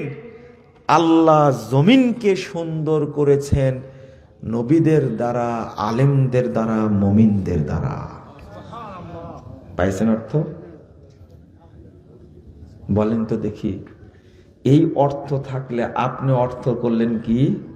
সবকিছুই আল্লাহর, আসমান জমিনে সবকিছুই আল্লাহর কি? নূর, মালিক। অথচ এর অর্থ হবে মুনাব্বের। আল্লাহ আসমানের সৌন্দর্য বর্ধন করেছেন, আল্লাহ জমিনের সৌন্দর্য বর্ধন করেছেন। কোথায় নূর আর কোথায় সৌন্দর্য বর্ধন করলেন, তাই না? এক হলো কি? এইভাবে শেষ করেছি আমরা, এইভাবে শেষ করেছি, আমরা বুঝিনি। বর্তমান প্রেক্ষাপটে সব জায়গায়, যত জায়গায় আপনি যাবেন, কোরআন হাদিসের অর্থ করতে গিয়ে বাটপারি করেছে, গাদ্দারি করেছে সব জায়গাতে। যদি সালাতের মধ্যে ঢুকি, ওযুর মধ্যে ঢুকি, সেখানেও দেখবেন। এটা না বললে শেষ হবে না, শেষ করে এটা বলেই আবার প্রশ্ন করেছেন। এক, ফীহি রিজালুন ইউহিব্বুনা আন ইয়াতাতাহহারু আল্লাহু ইউহিব্বুল মুত্তাহহিরিন। এই একটা আয়াত, তাই না? 108 নম্বর আয়াত সূরা তাওবা। আল্লাহ বলছেন, এটা দলিল কিসের জানেন? পেশাব করবে, এরপরে ঝাঁকাঝাঁকি করবে, এরপরে কোঁতাকুতি করবে, 40 কদম হাঁটবে। গতদিনে ডক্টর মুস্তাউদ্দিন সাহেবের কাছে শুনলাম, এই জিনিসটা কোনোদিন শুনিনি। একজন প্রফেসর বিশ্ববিদ্যালয়ের সন্ধ্যার পরে অর্থাৎ এশার পরে দেখছে এলো কুলুপ ধরে হাঁটছে। তখন বলছে যে, আপনি এই সময় কুলুপ ধরে হাঁটছেন কেন? তো বলছে যে, সারাদিন ধরা হয়নি তো, কাজ আদায় করছি। কি আদায়? নাউযুবিল্লাহ, আস্তাগফিরুল্লাহ। দেখেন কোরআনের আয়াতের পাওয়ার কেমন, কোরআনের আয়াতের কি পাওয়ার কেমন। কারণ আল্লাহ বলছেন, এই পবিত্রতা হাসিল করলে কে ভালোবাসে? আল্লাহ ভালোবাসে। এই জন্য পবিত্রতা হাসিল করতে কি করছে? পেশাব করেছে, টিস্যু নিছে, একটু কোতাকুতি করেছে, কাশাকাশি করেছে, কুলুপ ধরে হাঁটছে 50 কদম না কয় কদম, 40 কদম হাঁটার পরে তারপরে পানি নিচ্ছে। শোনেন দলিল কি? কোরআনের আয়াত এটা। ফীহি রিজালুন ইউহিব্বুনা আন ইয়াতাতাহহারু আল্লাহু ইউহিব্বুল মুত্তাহহিরিন। এই এলাকায় কিছু লোক আছে, তারা পবিত্রতা হাসিল করে, আল্লাহ তাদেরকে ভালোবাসেন। এটা দলিল। ঢেল নিতে হবে, টিস্যু নিতে হবে, তেনা নিতে হবে, এরপরে কি? পানি। কিন্তু মজার ব্যাপার আছে, যখন টয়লেট থেকে বের হয় তখন কিন্তু হাঁটে না। এটা জানেন আপনারা? ছিদ্র কিন্তু বের হবেই। টয়লেট থেকে বের হলে হাঁটে না। হাঁটে কেন? জামালপুরে একজন মুরব্বী বলছে যে, বসে আছে আমার ডান সাইডে, তো বলছে যে ওরা পায়খানা করার সময় পেশাব করে না। মুরব্বী নরমালি বলছে। কি বললেন? তো বলছে না, ওরা পেশাব করে না, শুধু পায়খানা করে। আমি বললাম যে এটা কোনোদিন হয়?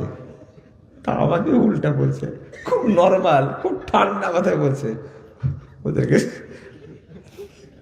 ওদেরকে জিজ্ঞেস করবেন। আমি বলছি যে পুরাতন মানুষ, মুরব্বী মানুষ এইভাবে বলবে ভাবতে পারি না। আমি তো ভক্ত, ওদের হাসতে হাসতে পারছি না। এই এলেমটা তার কাছে প্রথম পেয়েছি। বলছে যে ওরা যখন পায়খানা করে না, আল্লাহ মাফ করুক, এই জন্য তো হাসির কথা আমি বলতে পারি না, আল্লাহ মাফ করুন।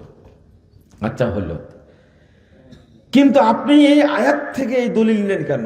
ব্যাখ্যা দিচ্ছেন পুরুষের লিঙ্গে অনেকগুলো স্টেশন থাকে, ওখানে পেশাব আটকে থাকে, এই জন্য এত কর্মসূচি পালন করা লাগে। আপনি কি বলবো, এত বাজে বাজে কথা বইয়ে লিখছে এগুলো। কোথায় লিখছে? বইয়ে লিখছে এগুলো। এই জন্য হাঁটাহাঁটি করা লাগবে, কুলুপ নেওয়া লাগবে, এত কসরত করার পরে। আয় থামেন, আমি আপনাদের একটা প্রশ্ন করি, এত কিছু করার পরে সব শেষ করলেন, মনে করেন 40 কদম থেকে 80 কদম হাঁটলেন, হাঁটলেন, এরপরে পানি নিয়ে শেষ করলেন, আপনার কাজ খতম। এর পরেও কি এক ফোঁটা বের হতে পারে না? এই গ্যারান্টি কে নেবে? বের হতে পারে না। আর বের হলে তো বুঝবেনও না, আপনি বুঝবেন, কারণ পানি আর পেশাব তো কি লুঙ্গিতে লাগলো, পেশাব লাগলো না পানি লাগলো, বুঝতে পারবেন? এই দায়িত্ব কে নেবে? বের হওয়ার সম্ভাবনা আছে না নাই? আছে, আছে। ওই আয়াতের অর্থ কি জানেন? 355 নম্বর হাদিস, চলেন ইবনু মাজার মধ্যে খুলি একবারে। এই আয়াত যখন নাজিল হয়, তাকান তো আমার দিকে, 3 জন সাহাবী। কয়জন? প্রথম রাবি হলো এই হাদিসের, একসঙ্গে 3 জন বর্ণনা করছেন। আবু আইয়ুব আনসারী, 2 জাবির বিন আব্দুল্লাহ, 3 আনাস ইবনে মালিক। কয়জন হলো? আবু আইয়ুব আনসারীকে চিনেন আপনারা? কে? প্রথম যে বাড়িতে গিয়ে আল্লাহ রাসূল কি এটা বসছিলেন, সেই সাহাবী। দ্বিতীয় জাবির বিন আব্দুল্লাহ, ওই সাহাবী যে সাহাবীর সাথে আল্লাহ রাসূলের সম্পর্ক ছিল খুব মধুর, ওই সাহাবী। শুনছেন না জাবির বিন আব্দুল্লাহ সম্পর্কে? অনেক বক্তব্যে বলে থাকি, এত ভালো সম্পর্ক তার সাথে। 3 আরেকজন সাহাবী আনাস, আল্লাহর নবীর 10 বছরের খাদেম। কয় বছরের? এই 3 জন থেকে হাদিসটা বর্ণিত। তারা বলছেন, লাম্মা নাযালাত হাযিহিল আয়া, 108 নম্বর আয়াত সূরা তাওবার আয়াতটা যখন নাজিল হলো, ক্বাল রাসূলুল্লাহ সাল্লাল্লাহু আলাইহি ওয়াসাল্লাম, ইয়া মা'শারাল আনসার, ও আনসারের লোকেরা, আনসারের দল, ইন্নাল্লাহা ক্বাদ আসনা আলাইকুম ফিত তাহুর, আল্লাহ তোমাদের পবিত্রতা হাসিলের ব্যাপারে প্রশংসা করেছেন।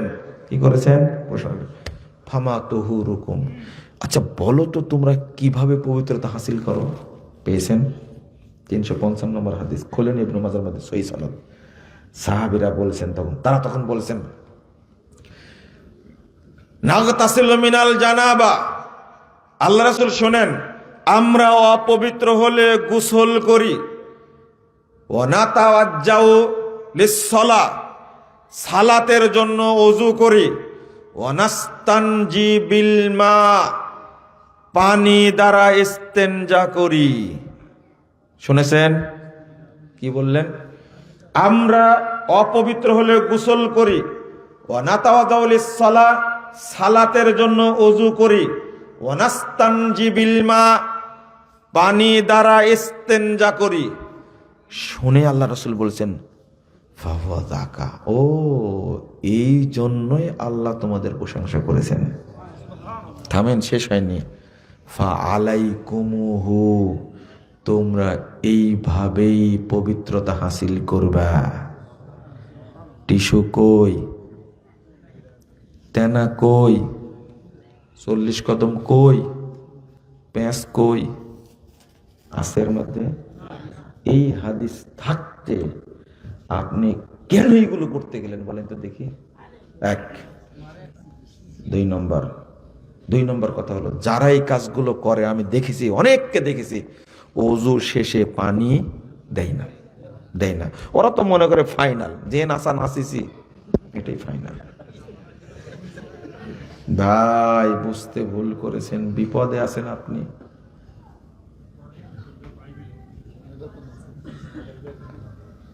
রাসূল সাল্লাল্লাহু আলাইহি সাল্লাম বলছেন নিজেই, আতাহু জিবরিল ফাআল্লামাহুল উযু ওয়াস সালাহ, আমার কাছে জিবরিল আসলো একদিন, আমাকে ওযু শিক্ষা দিল, সালাত শিক্ষা দিল।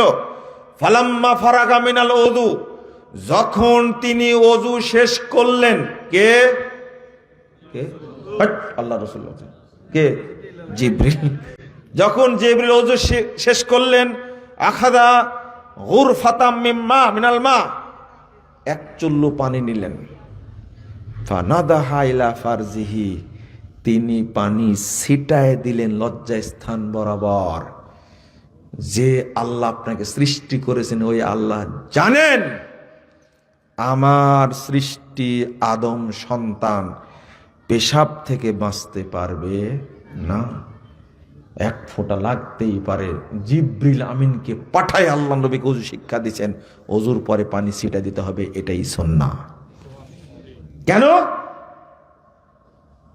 এই দায়িত্ব কে নিয়ে নিছেন? আল্লাহ। আপনি খুব কসরত করলেন, সব কর্মসূচি শেষ, পানি দিলেন না, আপনি ওযুই হলো না, আপনি পবিত্রই হলেন না। সেফটি কে নিয়েছেন? দায়িত্ব কে নিয়েছেন? আল্লাহ। আপনি এটাকে ইগনোর করলেন কেন? বাদ দিলেন কেন?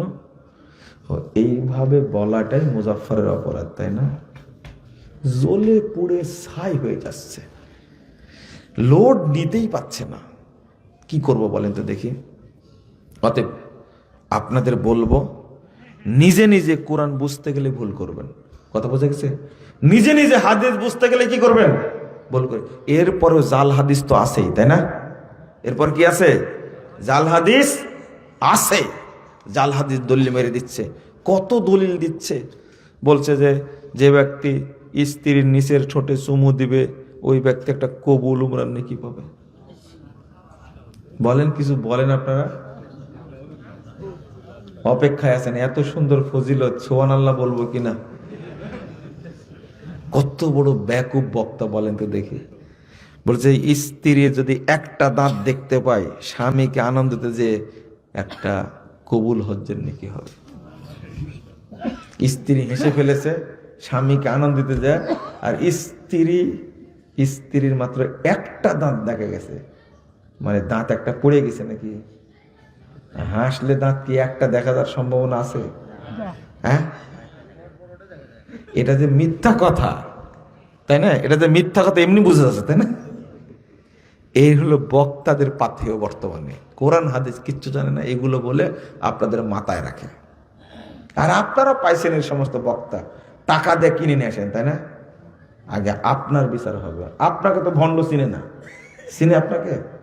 আপনি ওর নাম্বার নিয়ে ওর সাথে যোগাযোগ করে ৮০,০০০ টাকা চুক্তি, ৫০,০০০ টাকা অগ্রিম দিয়ে আসছেন, আর আসার পরে মঞ্চে উঠার আগে আরো ৩০,০০০ নিবে। দোষ কি ওর না আপনার? হ্যাঁ, কিচ্ছু জানে না, কালেকশন করবে। ওই মাদ্রাসাতে কোনো ভালো আলেম তৈরি হবে না, পয়দাই হবে না, মনে রাখবেন। এই সমস্ত ভণ্ড বক্তের আদায় করা টাকা দিয়ে কোনো ছাত্র তৈরি হবে না, মনে রাখবেন। আল্লাহর উপরে তাওয়াক্কুল করেন, একটা তৈরি করেন, একটা তৈরি করলে বাংলাদেশকে সংস্কার করে দেবেন ইনশাআল্লাহ, এই আশা রাখেন। এই মাদ্রাসা আরাবি আপনারা তৈরি করেছেন, আমি দোয়া করি আল্লাহ যেন কবুল করেন, আমিন। বিজ্ঞ আলেম দরকার, আলেম তৈরি করবেন। আলেম নাই, বক্তা বেশি, কি নাই? আলেম নাই। আল্লাহ যেন আমাদের বোঝার তৌফিক দান করেন। কত ব্যাখ্যা দিচ্ছে। কাদিয়ানীরা কেন কাফের বলেন তো দেখি? কাদিয়ানীরা শুধু বলেছে, অনেক বেজে গেছে, তাই না? কাদিয়ানীরা শুধু বলেছে মোহাম্মদ নবী, কিন্তু শেষ নবী না। এই জন্য কি তারা কাফের? বলেন নাউজুবিল্লাহ, আস্তাগফিরুল্লাহ। আল্লাহ নবীকে শেষ নবী না, তিনি শেষ নবী। তারা অস্বীকার করে শেষ নবী না, তবে নবী স্বীকার করে, তাই কাফের। আর আমরা কোরআনের আয়াতের কত কি অস্বীকার করি, তাই না? ঘুরাইয়া ইচ্ছা করে কি করি? ব্যাখ্যা দিয়ে দিই, ব্যাখ্যা দিয়ে দিই। আপনাদের এখানে ব্যাখ্যা অনেক আছে, কথা বুঝতে পারলেন? মনে হয় প্রশ্নের মধ্যে পাওয়া যাবে, উত্তরটা দিতে থাকি তাহলে বুঝবেন।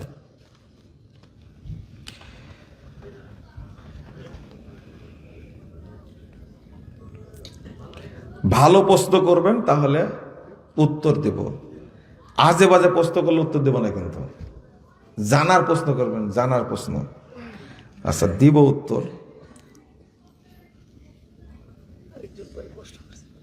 হ্যাঁ, প্রশ্ন তো করবেই।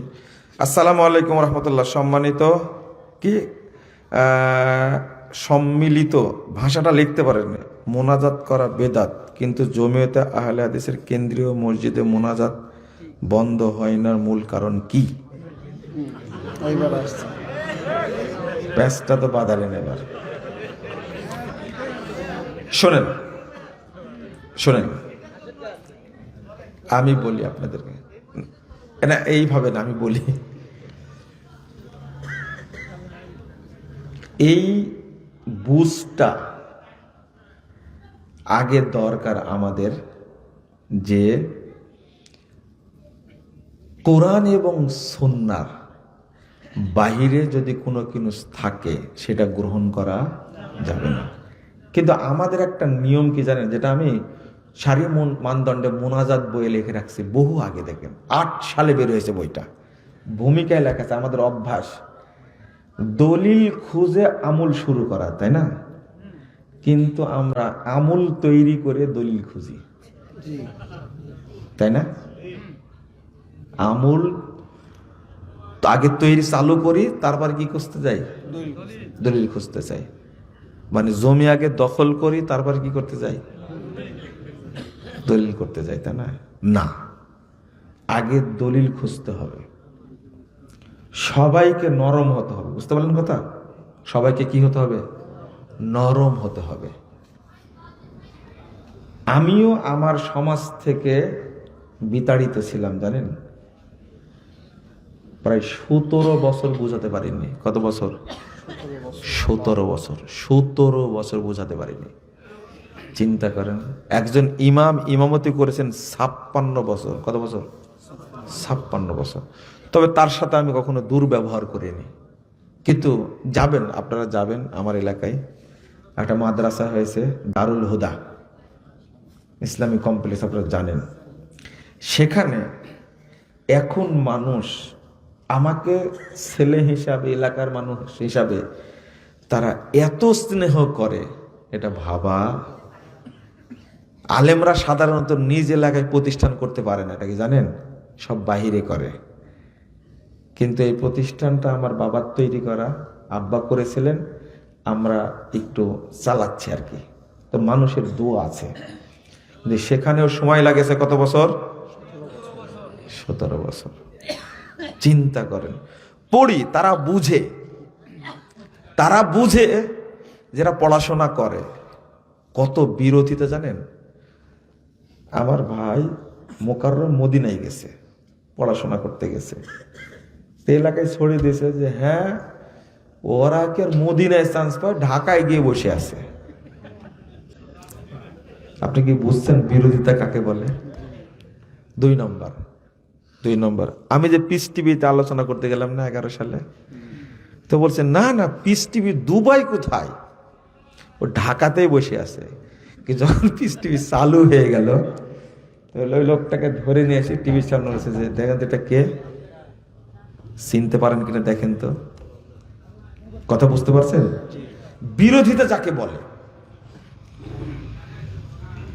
যারা মনে করে যে মক্কার ইমামের মতো, সৌদি আরবের গ্র্যান্ড মুফতির মতো মুফতি যারা, তারাও কিছু জানে না। এই মুনাজাতের বাহাসে গিয়ে এক জায়গাতে আমি যখন পড়েছি তার সম্পর্কে বলতে গিয়ে, ওই হাদিসটা আইয়ুদ্দুআই আফজাল, হাদিসটা শুনে, কোন দোয়াটা হলো আল্লাহর কাছে সবচেয়ে প্রিয়, আসমা, আল্লাহ বেশি শোনেন। তো উল্লেখ করছে জাউফুল লাইল ও দুবুরু সলাওয়াতিল মাকতুবা, মধ্যরাতের দোয়া, আর কি সালাত সময়ের পরের দোয়া। আমি এই হাদিসটা বোঝানোর জন্য কিতাব খুলেছি, ইমাম ইবনে বাজ রাহিমাহুল্লাহ কিতাব, শুনে আল মুরাদু বিদ্দুবুর, সালাতের পর বলতে কি বোঝায়, এটা পড়তে গেছি, পড়ে বুঝালাম। এসপি সাহেব আছেন বসা, তখন পট করে বলছেন, এই কানা মানুষ কি বুঝে?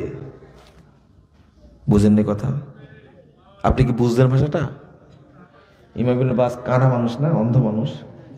তো বলছে কি জানেন, ও কানা মানুষ কি বুঝে, ওর বই পড়তে হবে। ইমাম ইবনে বাসকে যদি না চিনতে পারে কেউ, তার মতো হতভাগা কেউ নেই। ইবনু তাইমিয়ার কথা যখন বলতে গেছি, তখন বলছে তা হাম্বলি মাযহাবের মানুষ, তার কথা শুনবা কেন? বুঝেননি? তো যদি অবস্থা এইরকম হয়, তাহলে তার সমাধান কি আপনি কি বুঝতে পারছেন? যদি কিতাবপত্র বেশি পড়া হতো, তাহলে আপনাদের মধ্যে এইরকম অবস্থা থাকতো না। আপনারা বলতেন সবকিছুই। জমিয়তের কেন্দ্রীয় প্রতিষ্ঠান যাত্রাবাড়ি, সেখানে তো মুনাজাত নাই। আপনারা নরম হন। আমার বাপও তো একসময় মুনাজাত করেছে, অনেকেই করেছে, বুঝছে দলিল নাই, কি করে দিছে? ছেড়ে দিয়েছেন। একজন হাজী সাহেব বলছেন, জিজ্ঞেস করেছে, আচ্ছা আপনি তো মদিনায় গেছিলেন, হজ করে আসলে মক্কা গেছিলেন, ওখানে কি ইমাম সাহেব মুনাজাত করে? তা হাজী সাহেব বলছে, ওরা খুব ব্যস্ত, মুনাজাতের সময় নাই ওদের। আপনি উত্তরটা পেয়েছেন কি? উত্তর এইভাবে দিলে কি সমাধান হবে? আমি এই জন্য এইগুলো নিয়ে খুব কম কথা বলি, মূলনীতিটা বলি। কি বলি? মূলনীতিটা। আসসালামু আলাইকুম রহমতুল্লাহ, আসসালামু আলাইকুম রহমতুল্লাহ, মাথায় হাত দিয়ে পড়ছে কি ইয়া কাবিয়্যু মাতিনো, সালাত কি? আল্লাহুম্মা আনতাস সালাম ওয়া মিনকাস সালাম ওয়া হিনা বিস সালাম ওয়াদখিলনা দারাকা দারাস সালাম আস্তাগফিরুল্লাহ রাব্বি মিন কুল্লি যামবি ওয়া আতুবু ইলাই। হাদিসে আসছে কি, আল্লাহুম্মা আনতাস সালাম ওয়া মিনকাস সালাম তাবারাকতা ইয়া যাল জালালি ওয়াল ইকরাম, এই পর্যন্তই। কিন্তু এই দোয়াটার মধ্যে যোগ দিয়েছে কি, আহিনা বিস সালাম ওয়াদখিলনা দারাকা দারাস সালাম আস্তাগফিরুল্লাহ রাব্বি মিন কুল্লি যামবি ওয়া আতুবু। এই দোয়ার মধ্যে বাড়তি অঙ্গ যোগ করলেন কেন? যোগ করলেন কেন আপনি? হাদিসে আছে কি এটা? যোগ করা যাবে না। এইভাবে বুঝতে কেন করেছে এটা? সালাতের পরে যে সমস্ত জিকির আছে, দোয়া আছে, খুব বড় পাওয়ারফুল দোয়া, এইগুলো যেন নষ্ট করা যায়, এই জন্য ইবলিসের কায়দা এটা। শোনেন, একটা বিষয় আপনাদের আরো ক্লিয়ার করে বলি। এই দেশে ইফতারির টাইমের সাথে 3 মিনিট যোগ করা ছিল, তাই না? দীর্ঘ 54 বছর যাবত এটা চলেছে। এর মধ্যে কত মসজিদ ভাঙছে, ইমাম গ্রেফতার হয়েছে, হয়নি? এরা রোজা নষ্ট করে দেয়। 54 বছর পরে কি বুঝে আসছে না?